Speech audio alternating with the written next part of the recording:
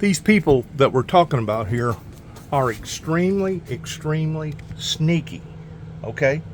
Because the very people that has lied to us, that has put all of us in jeopardy pertaining to now these massive forces of nature that's coming down wreaking havoc upon the society, are the very people that's going to try to engage in profiteering off of the facts that even they themselves was not aware of.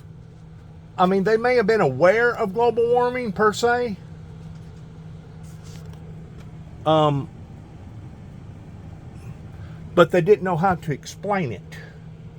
It wasn't until just within the past couple years that the individual that's messing with this camera right now had to explain it very, very thoroughly in what was going on, not just above our atmosphere, but below our feet.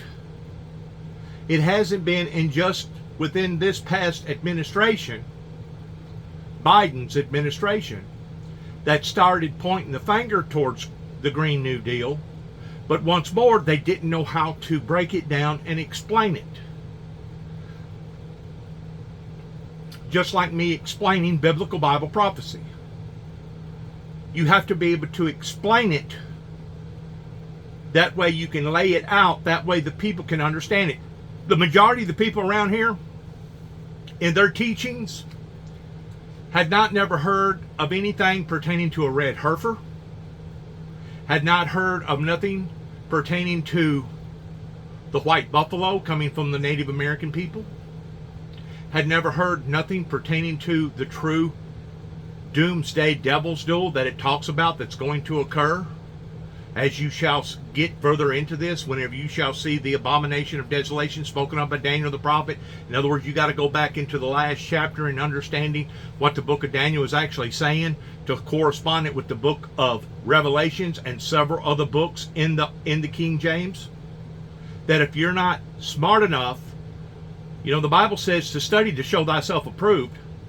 But if you're not smart enough to see that, read that, and understand that, the odds of you believing in that is going to be slim to none, much less you being sold out hook, line, and sinker pertaining to what's happening. And the only reason why that I'm bringing the stuff out that I'm bringing out is to try to prepare my people. That way they do not get blindsided. If you'll take notice of the founder of the Windmill Ministries here at 291 Thompson Road, Sharon, Tennessee, zip code 38255, I have not gathered not one penny. You know why I haven't gathered not one penny? Because I haven't asked for no money. You probably look at my videos and think to yourself, wow, he don't never put no commercials on none of his videos. He's not out here making no money pertaining to social media. That's right. I shouldn't have to ask for money. I shouldn't have to ask for help. I shouldn't have to ask for my mankind to do the proper and right thing. In the meantime, they think that they're stealing from us, okay? They think that they're stealing the credibility on people such as myself that has brought this to their awareness and being able to explain global warming in a whole lot more thorough effect. They have stolen for the past 30 plus years pertaining to biblical Bible prophecy that's now come back and bit them in the butt, that they rather blame people like me for, even though it's their own inadequacies that did not manifest peace and utopia. So by them thinking that they've got a better edge over us, to me, speaks volumes about their ignorances in thinking that they're going to still be able to hoodoo us, bamboozle us, while the whole time they was the ones that got bamboozled to begin with. While the whole time it was them. It was them that has led us down this endless road of seeing all these massive, major forces of nature coming down in the form of Satan, just as the Bible talks about that Satan will come down in destruction because it knoweth this time is short. These people are deceivers. They're manipulators. And the people up there in Dresden and the people over there in Kenton, Tennessee Obion County and Weakley County, Tennessee, are one day going to stand in front of the Creator. And the Bible says that it is a fearful thing to stand in front of, or to be in the presence of, an angry God.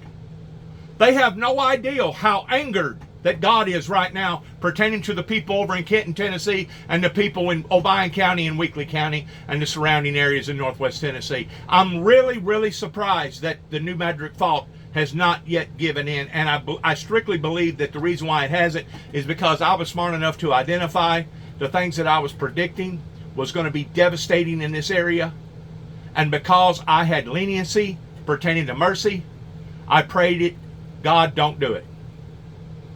Don't do it, because it will bring more harm than it will good. Even though there'll be good that will come out of the harm, don't allow for this New Madrick Fault to go off yet. Now, that doesn't mean that I'm going to continue to be able to intervene in what God is dead set on doing towards making intercession prayer for the people.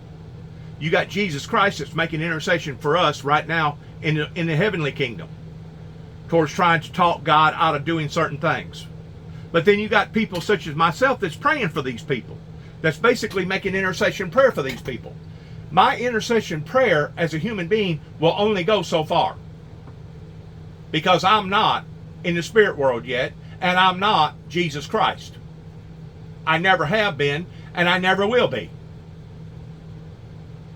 I'm not even worthy to loose the sandals that Jesus Christ walked in, pertaining to the time that he was with us in the physical form.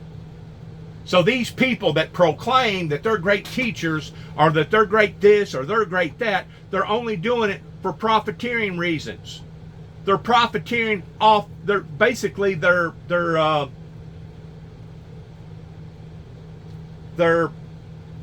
feeding or preying off of the weaknesses of others. I have not asked the American government for one penny up until just about 3 or 4 weeks ago, and that's whenever I decided, you know what, it's time to unveil what my true intentions was towards giving $5 million per victim, 168 victims pertaining to the Oklahoma bombing, in making an actual, starting a calamity fund, or Oklahoma fund, whatever word you want to use, towards helping those people that went through what they went through, because they shouldn't have went through it. And me, myself, being basically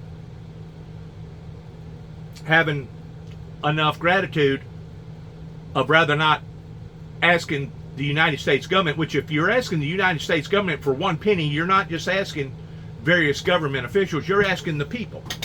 But it was the people that makes the government. It is the people that decided to reject this message. The people make the government. The government make the people. The people that's in charge of the government right now are not the government. They're only the mouthpieces for the government. But they're doing such of a bad job, I don't see how anybody would be willing to vote in the Democrats, and I don't see how anybody would be willing to vote in the Republicans. That's the reason why I believe it's time to throw in the third party of bringing in good ideals, having solutions to our problems, knowing what we're fixing to face off on. Just within the past few weeks, they've had international meetings with other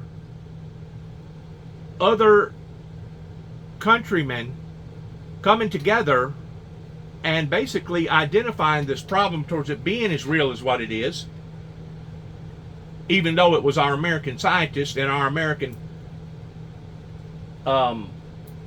oil petroleum company presidencies that was all in denial about global warming up until about 2 years ago.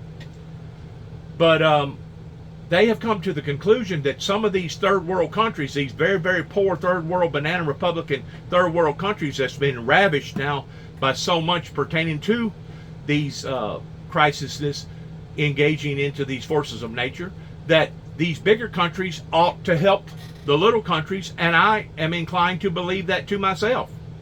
But the position that we're walking off into eventually And I know this is going to sound hard to believe, but eventually America will not even be able to take care of America's problems, much less the problems that's going on in Africa or Pakistan or Afghanistan or other places all over the world.